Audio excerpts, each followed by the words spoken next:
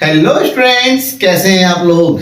मेरे ख्याल से क्लास में बड़ा मजा तो आ ही रहा होगा, आप लोगों को कंटेंट समझ में आ ही रहा होगा। तो उसी में जब लागत की बात कर रहे हैं तो लागत में लागत के प्रकार, लागत के अर्थ समझने के बाद हमें इस बात को भी समझना है कि लागत की अवधारणाएं कौन कौन सी होती हैं। Concept of cost.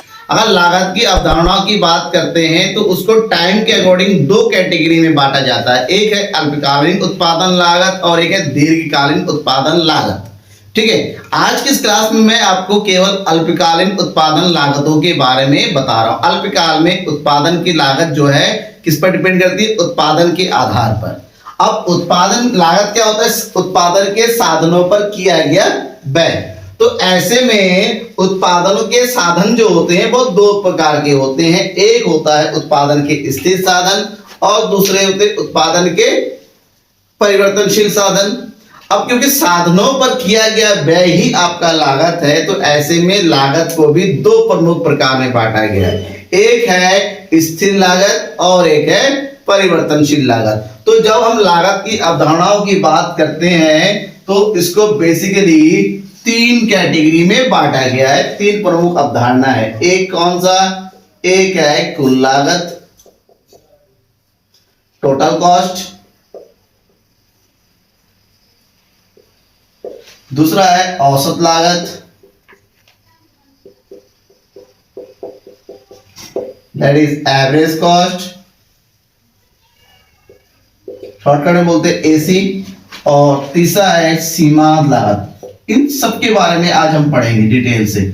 ऑलरेडी इसके बारे में मैंने कई बार पढ़ाया हुआ है। इसके बारे में कई सारी वीडियो आपको ऑलरेडी मिल जाएंगी। मैंने कुछ दिन पहले जो है बीकॉम बीए वालों के लिए वीडियो बना के रखा हुआ, उसको विद नोट्स प्रोवाइड किया हुआ है। जिनको नोट्स चाहिए तो बीए बीकॉम वाले की क्लास में वहां पर जाके देखिए, बहुत बढ़िया कंटेंट नोट्स के साथ। फिलहाल आज की क्लास में मैं आपको एक्सप्लेन करूंगा, अच्छे से समझ में आ जाना चाहिए। तो तीन प्रमुख अवधारणाएं होती है अल्पकाल में: कुल लागत, औसत लागत और सीमांत लागत। ठीक है, अब इनको थोड़ा और डिस्क्राइब अगर करें तो जो कुल लागत होती है इसको भी दो कैटेगरी में डिवाइड किया जाता है। एक होता है हमारा कुल स्थिर लागत और दूसरा है कुल परिवर्तनशील लागत। सेम यहां पर औसत लागत को भी दो कैटेगरी में बांटा जाता है: औसत स्थिर लागत और सेकंड है औसत परिवर्तनशील लागत। ठीक है, औसत परिवर्तनशील लागत। अब इन सबको शॉर्टकट में देखिए, कुल लागत को शॉर्टकट में हम क्या बोलते हैं? टीसी शॉर्टकट याद रखिएगा, क्योंकि जब हम इसको टेबल फिल करने वाला क्लास सेशन करेंगे तब समझ में आ जाएगा। कुल स्थिर लागत को बोलते हैं टीएफसी, कुल परिवर्तनशील लागत को बोलते हैं टीवीसी, औसत लागत को बोलते हैं औसत स्थिर एएफसी, औसत परिवर्तनशील लागत को बोलते हैं एवीसी। ठीक है, ये इसका शॉर्ट नेम है, शॉर्ट नेम जानना जरूरी है। ये तो हो गए इसके वर्गीकरण। वर्गीकरण को अब डिस्क्राइब भी करना है। डिस्क्राइब की बात करते हैं तो एक एक करके शुरू करते हैं। सबसे पहले हम बात करेंगे कुल स्थिर लागत की। कुल स्थिर लागत या फिर खाली स्थिर लागत कहे तब भी आपका वही सेम चीज है। कुल स्थिर लागत क्या आता है? देखिए, उत्पादन की प्रक्रिया में उत्पादन के स्थिर साधनों पर किया गया व्यय। उत्पादन के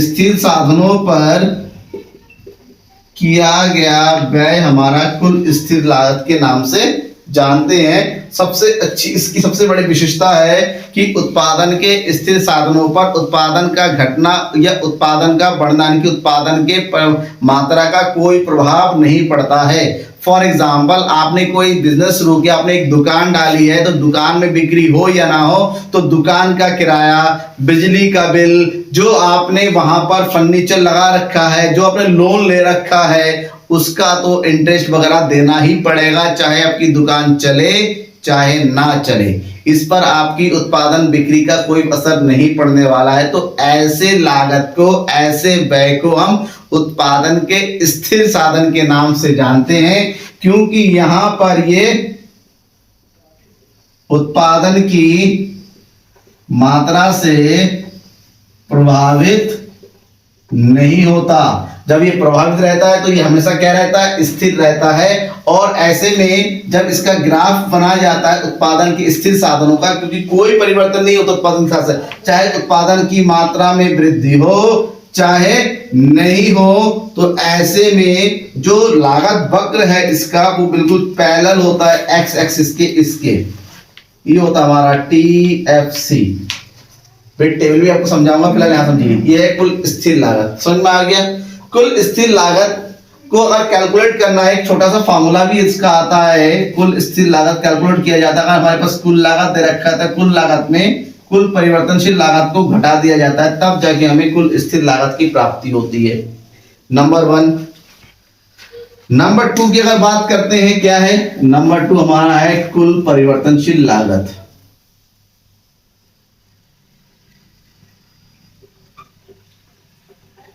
TVC, कुल परिवर्तनशील लागत। अब कुल परिवर्तनशील लागत क्या है, उत्पादन के परिवर्तनशील साधनों पर किया गया व्यय।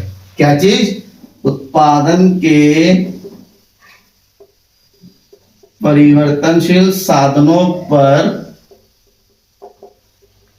किया गया व्यय कुल परिवर्तनशील लागत के नाम से जाना जाता है। और इसकी सबसे बड़ी खासियत है कि परिवर्तनशील साधन हमेशा उत्पादन की मात्रा पर निर्भर करती है।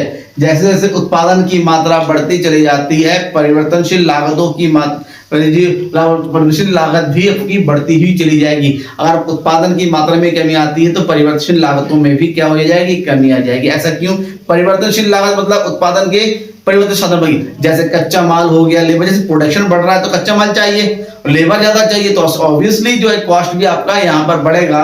तो इसका मतलब होता है ये उत्पादन की मात्रा से प्रभावित होता है। तो इसका जो ग्राफ होता है वो कैसा होता है, इसका ग्राफ हमेशा ऊपर की ओर उठता हुआ होता है, लाइक दिस। ये होता है TVC, टोटल वेरिएबल कॉस्ट।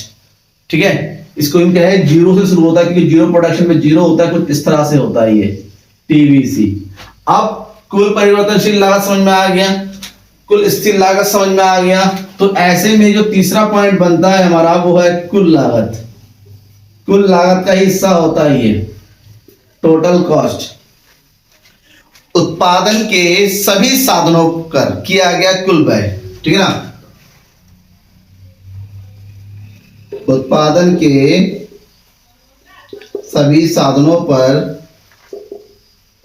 किए गए व्ययों का योग, जिसके अंदर क्या आता है, जिसके अंदर कुल स्थिर लागत भी आता है और कुल परिवर्तनशील लागत भी होता है। यानी कि कुल स्थिर लागत और कुल परिवर्तनशील लागत के योग को कुल लागत के नाम से जानते हैं, जिसका फार्मूला होता है TC = TFC + TFC। ऐसे में अगर कुल परिवर्तनशील लागत का फार्मूला निकालेंगे तो ये हो जाएगा TC - TFC।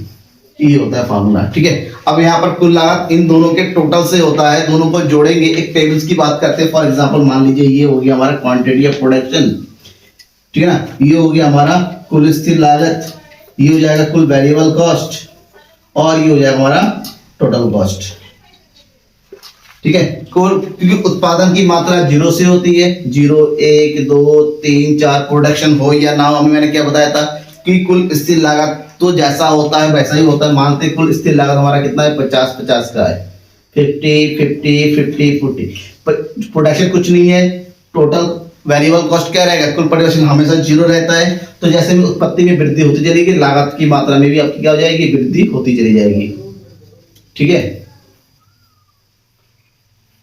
इस तरह से। अब दोनों को टोटल करेंगे, ये टोटल कॉस्ट हो जाएगा, कितना हो जाएगा, 70 90 110 और 130, ठीक है। अगर हमने इसका ग्राफ बनाया, इसका ग्राफ कुछ कैसा बनेगा, जहां ये कुल स्थिर लागत है, ये आपका कुल परिवर्तनशील लागत है।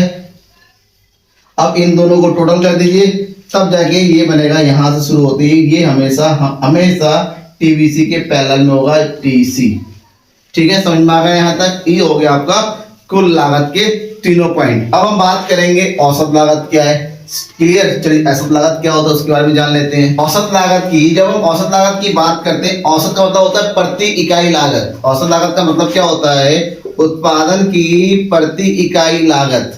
यानी कि प्रति इकाई उत्पादन करने के लिए कितना व्यय किया जाता है उसे औसत लागत के नाम से जानते हैं। इसको यूं भी कह सकते हैं कि कुल लागत को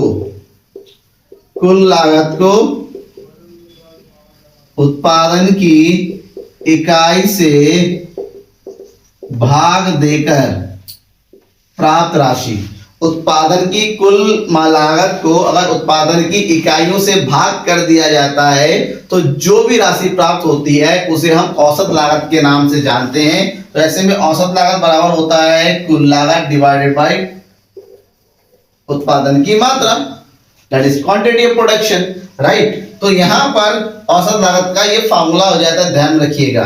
फॉर एग्जांपल बात करते हैं, जैसे ये क्वांटिटी है और ये हमारा टोटल कॉस्ट हो गया, 0 हो गया, 1 2 3 4, और उत्पादन लागत की बात करते हैं, ये कितना है, ये हो गया 40 के हो गया हमारा कितना 80 से हो गया हमारे पास कितना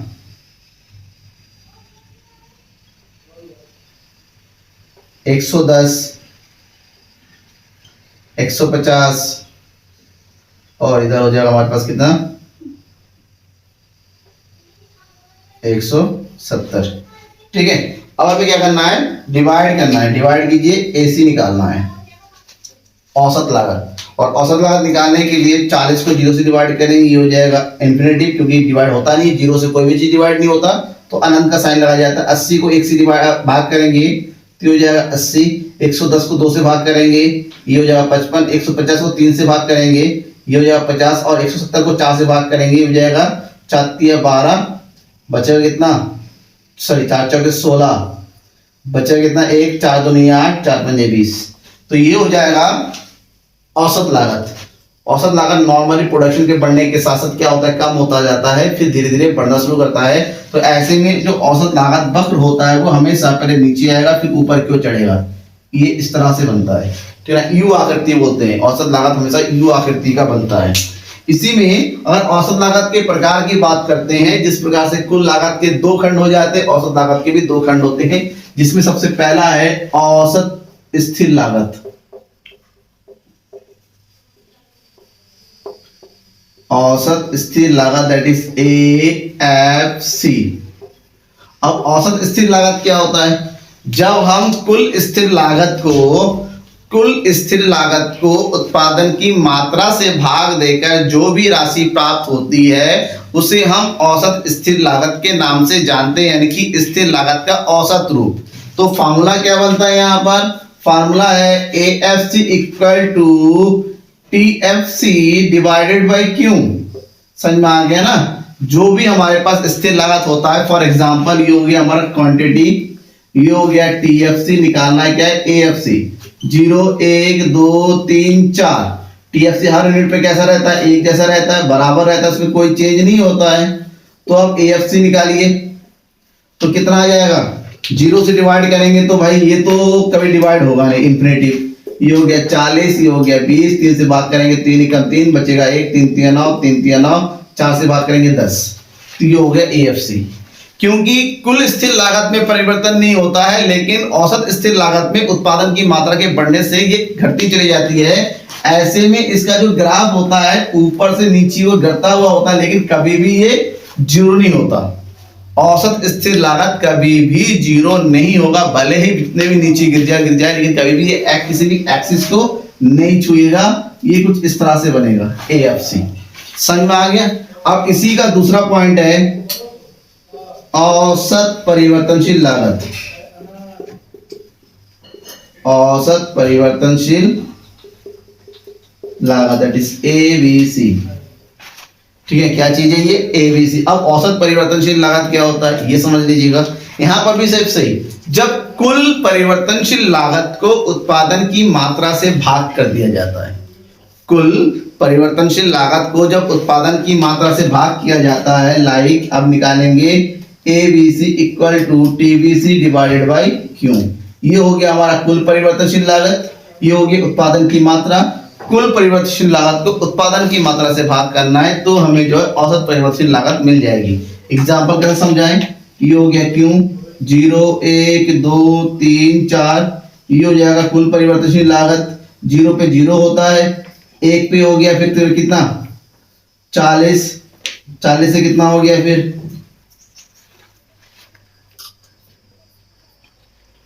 40 हो गया, 40 से हो गया हमारा कितना मान लेते हैं 70 हो गया, 70 से हो गया 90 और फिर 90 से कितना हो गया 90 से मानते हैं हम 100। ठीक है, ऐसे में निकालेंगे ABC। क्या होता फार्मूला, कुल परिवर्तनशील लागत ये हो गया, 0 से डिवाइड करें कुछ नहीं बचेगा, 40 को 1 से डिवाइड करेंगे हो गया 40, 70 को 2 से भाग करेंगे 35, 90 को 3 से भाग करेंगे 30 और 100 को 4 से भाग करेंगे ये हो जाएगा 25। तो ऐसे में इसका जो ग्राफ बनेगा ये भी पहले नीचे गिरेगा फिर ऊपर की ओर चढ़ता हुआ होगा, ये होगा हमारा औसत परिवर्तनशील लागत। समझ में आ गया। एग्जाम में जब भी पूछा जाए ना कोशिश कीजिए कि एक एग्जाम्पल और उसका ग्राफ जरूर बना के दें, ठीक है ना, ऐसे में आपको मार्क्स अच्छे मिलने के चांसेस बढ़ जाते हैं। अब तीसरा पॉइंट क्या है, तीसरा पॉइंट हमें समझना है सीमांत लागत को। सीमांत लागत क्या है, सीमांत का मतलब क्या होता है, सीमांत का मतलब तो हमने पहले से पढ़ते हुए आ रहे हैं, कई बार मैंने पढ़ाया। सीमांत का मतलब होता है एक अतिरिक्त, एक अतिरिक्त मतलब जो भी यूज कर रहे हैं उसका एक ज्यादा या एक कम। तो एक अतिरिक्त इकाई के प्रयोग पर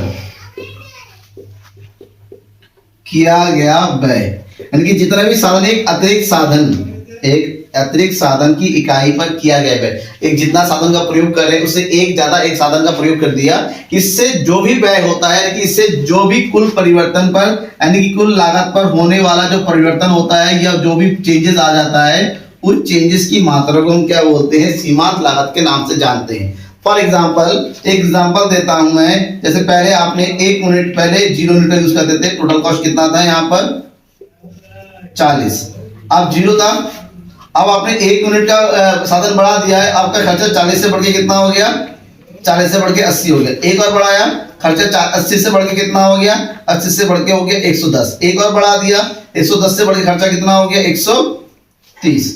इसका मतलब होता है जैसे जैसे हम एक अतिरिक्त यूनिट को बढ़ाते चले जाते हैं, कुल मात्रा में भी, कुल लागत में भी परिवर्तन आता है। तो कुल लागत में जो भी परिवर्तन होता है उस परिवर्तन की मात्रा को हम क्या बोलते हैं, सीमांत लागत। तो ऐसे में सीमांत लागत का फॉर्मूला होता है सीमांत लागत बराबर कुल लागत n माइनस कुल लागत n माइनस 1, यानी कि जो भी यूनिट का हमें सीमांत लागत निकालना है उस यूनिट के कुल लागत में से ठीक उसके ऊपर वाले कुल लागत को माइनस करना होता है। कहने का मतलब ये होगा, हमें निकालना 0 यूनिट का, ये है क्वांटिटी, इसके ऊपर कितना कुछ है 0 यूनिट पर कुल लागत अगर 40 है तो सीमांत लागत 0 होता है, कुछ नहीं होता है, डैश कर देंगे।